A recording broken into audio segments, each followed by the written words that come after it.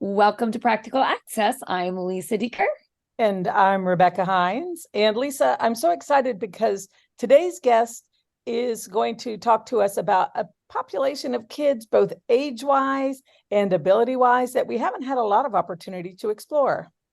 Yeah, we're super excited to have with us today Dr. Avien Henry. And Dr. Henry, we will let you kind of tell us a little bit about what you do and about your school to kind of help our listeners frame the great conversation we're going to have today. Great. So again, I'm Dr. Avien Henry. I'm the current principal here at the Children's Learning Center at Helen Keller Services.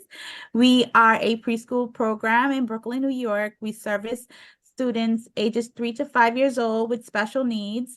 Our specialty is students with visual impairments and other multiple disabilities. And we do also have a large population of students on the autism spectrum, as well as some kiddos with Down syndrome. Got it. Well, we're so excited to have you. Yeah, that's great. So we have a lot of questions for you, Amy. So let me start by framing this. My understanding is, did you come into this position working with this really specific group of children? Did you come into this from a general background? My understanding is you were an administrator elsewhere, and now you've come into this really niche school. So can you just tell us a little bit about going from one more broad setting into this one? Yeah, most definitely. I always say I came back home because when I started my career in special education, I was a TA in school similar to the one that I'm in now. And after a while getting my special ed degree, I did go on to the public school setting, which again, I was in a very niche position. I was in District 75, which is the largest special education district in the United States here in New York City. And I was an assistant principal there for a while, K to A setting. But I really, really miss being with the babies. That's where my heart has always been. I love early intervention. I love preschool. I love really setting that foundation. I took the position here at Helen Keller because of the shift in the population of students, right? We specialize at Helen Keller in students with visual impairments, but there's been this large increase of kiddos on the spectrum. And being a vendor of the Department of Education, we do have to be open to preschoolers with various disabilities. So they started taking a lot of kiddos with autism and really wanted a principal who understood that population as well as the other disabilities. So that's how I ended up taking this position. For me, it was a mesh of everything that I really love and really like to work in. So that preschool setting along with my kiddos with autism. So I enjoy it here. Well, you're after my own heart. So, I'm flashing back here as I sit and listen to you. So I'm actually the parent of a young man with today we know Tourette's and a learning disability, but one of his really difficult tics was a tick of his eyeball, and we didn't know it. Mm-hmm. And so, again, we believe, that got in the way of reading early. And so I'm going to put on my parent hat for a moment. And if I knew what I knew today, I probably would, first of all, I would be driving to New York and putting them in your school, but I would love to hear your advice of, for those parents often in 3 to 5, we don't know what's going on. We can smell it. We can feel it. We live with it. We go home to it and cry just like any, parent does over a tantrum, but we feel like the tantrums or the struggles are different. What do you tell parents when they drop their 3-year-old off to you? What are some things that reassure them that it is a different world today? And as you said, you're the change agent making it happen. What advice would you give the Lisa Dieker several decades ago, dropping her 3-year-old off at your school to kind of help me get started, especially in the relation of not being able to read and struggling with the visual part? Yeah, I think most definitely the fact that we're here to work as partners with you, right? So if there are any issues, our door is open. Any questions, any things that you're wondering about, then you can definitely access. We are here in order to support you as well as you are here to support us. So we always say the parent is the first teacher. So knowing as well what's going on at home, what are the issues you're seeing, how are you able to communicate with your child, and what are you seeing going on in the home setting, helps us understand as well what's happening in the classroom, and then we're able to communicate back and forward. And I think just having the idea that we can have a mutual trust really helps our parents feel comfortable with us. We have kind of an open door policy here. So our classrooms are set up where there is a full window screen at every door. So parents are able to peek in during the day and see what's going on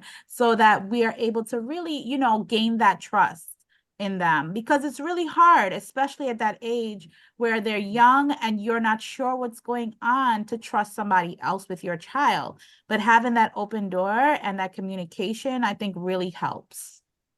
That's a great statement to remind us all that parents are the first teachers.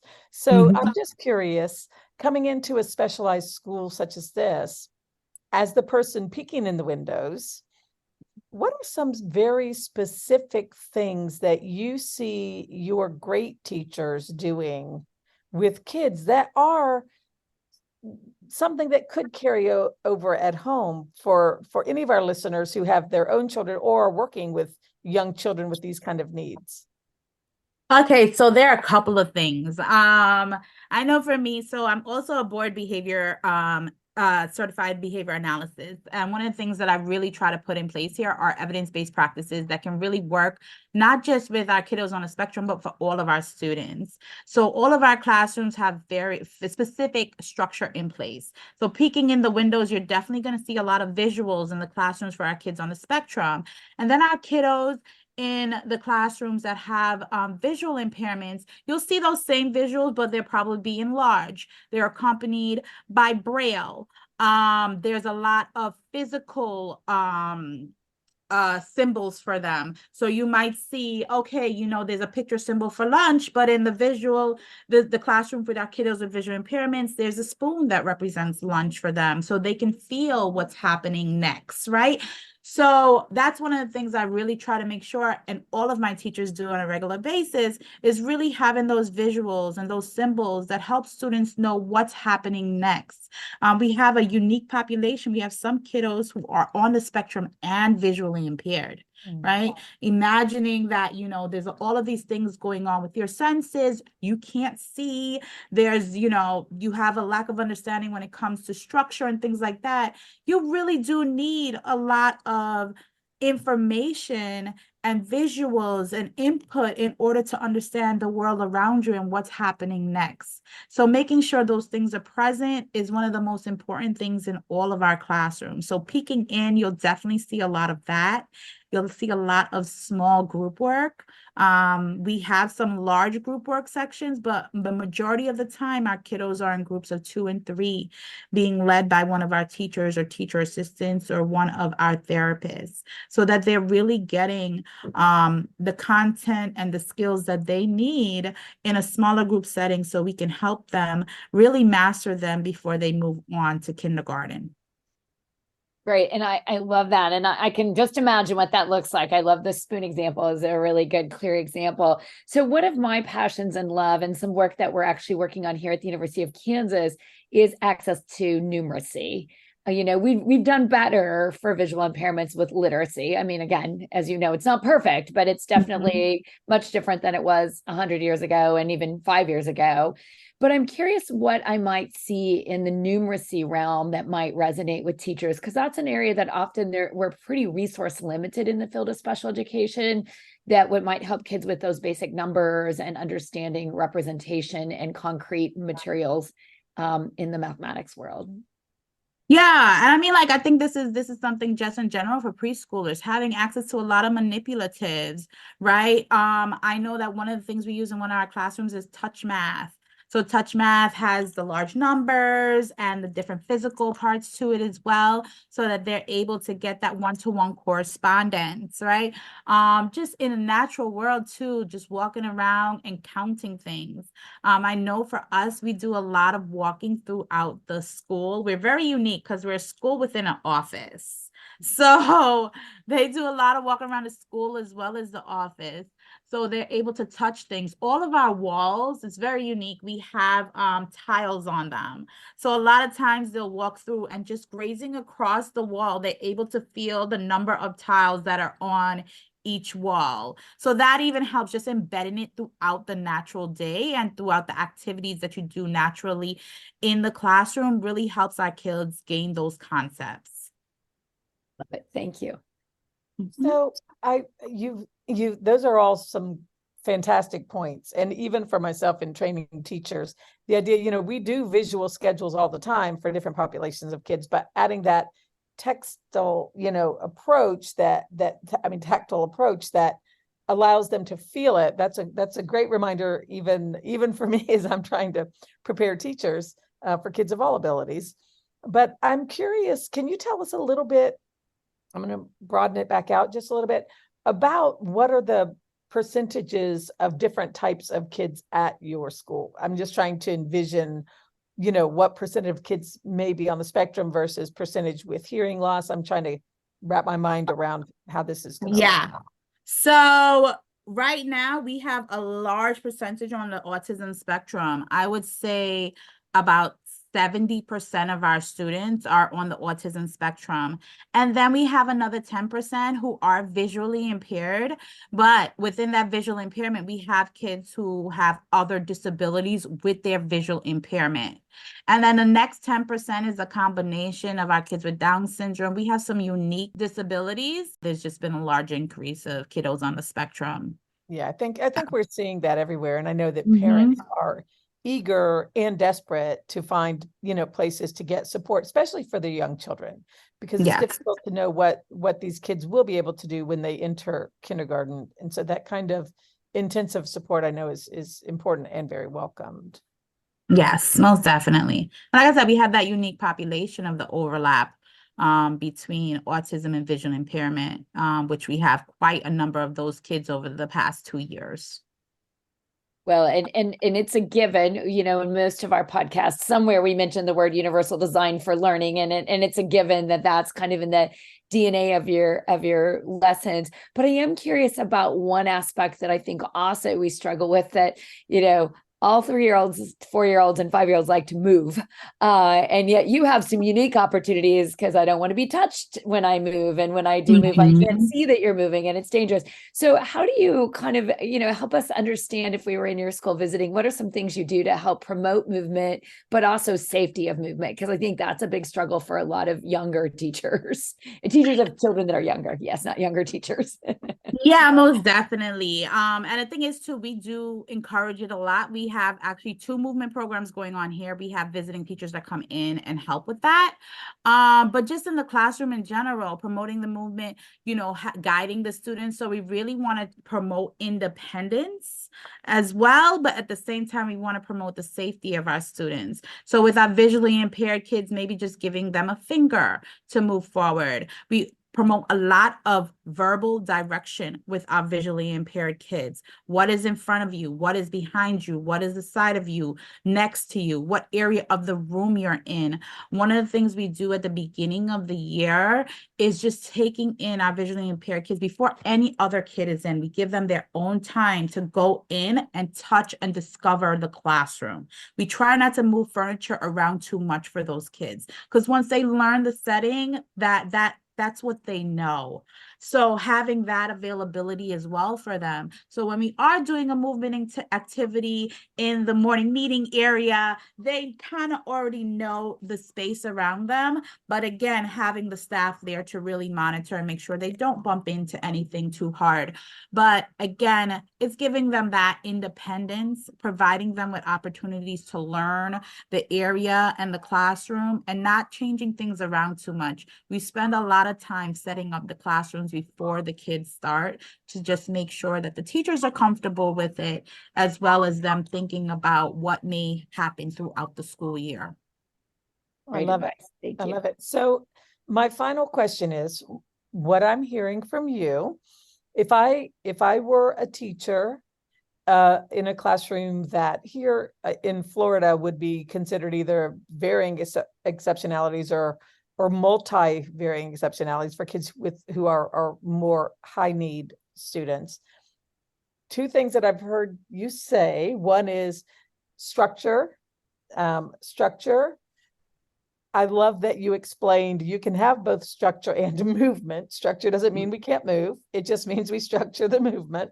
Yeah. I loved the idea of having things on the walls to help our kids with visual, and probably also help with kids with ASD who just like to have a routine and a pattern, and visual schedules that may be literally visual, but might also be tactile or whatever else is needed.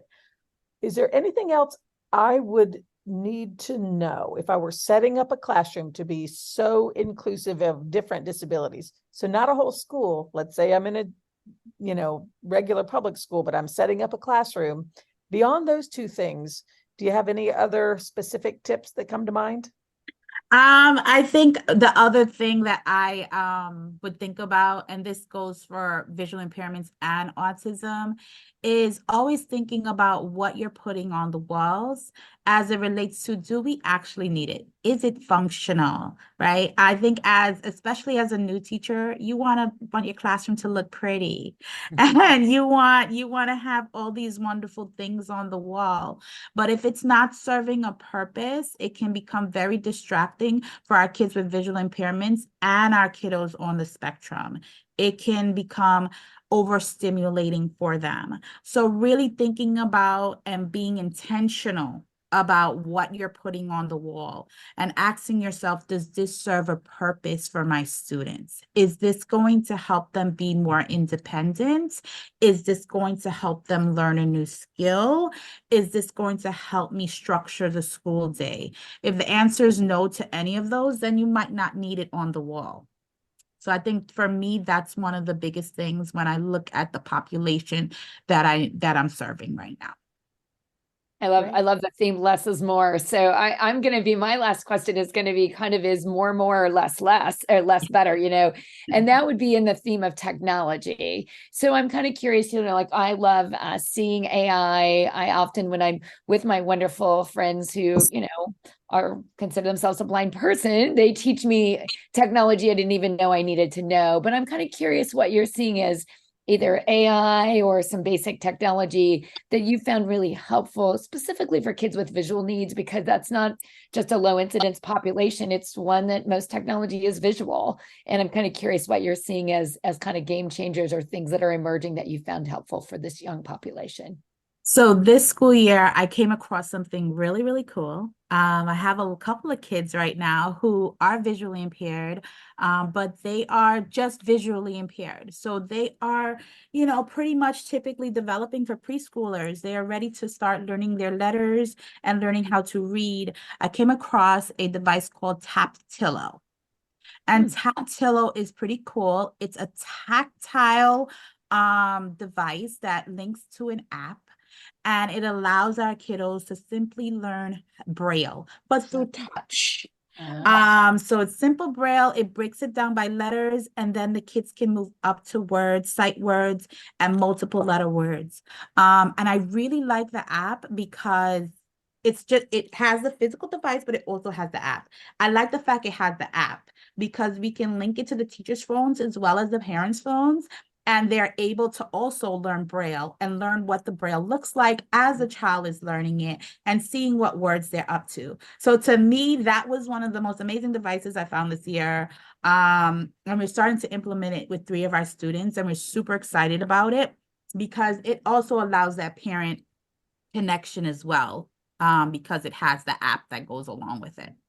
Yeah, and I know Braille is the game changer for future employment, which is interesting because most schools don't teach it. And yet we know that, we have a PhD student who not only knew Braille, but was, a wizard and using that tool. But again, the accessibility of that often isn't available. So that's good to know. And we will definitely link to our website for the podcast so folks have a chance. So any last words of wisdom you would like to give families before we wrap up today? If you are looking for a school or you're thinking something's going on with your child, then follow your heart. Definitely look into what may be going on. And early intervention and preschool is one of the game changers. Again, to get that going and really get some a good support in that area to get our kiddos as independent as possible so that they can have a great foundation for the rest of their schooling. Well, thank you, Dr. Avien Henry. We appreciate you and your leadership. And if you have questions for us, listeners, please send them to our Facebook page on Practical Access, or you can send us a tweet at Access Practical. Thank you again. Thank you.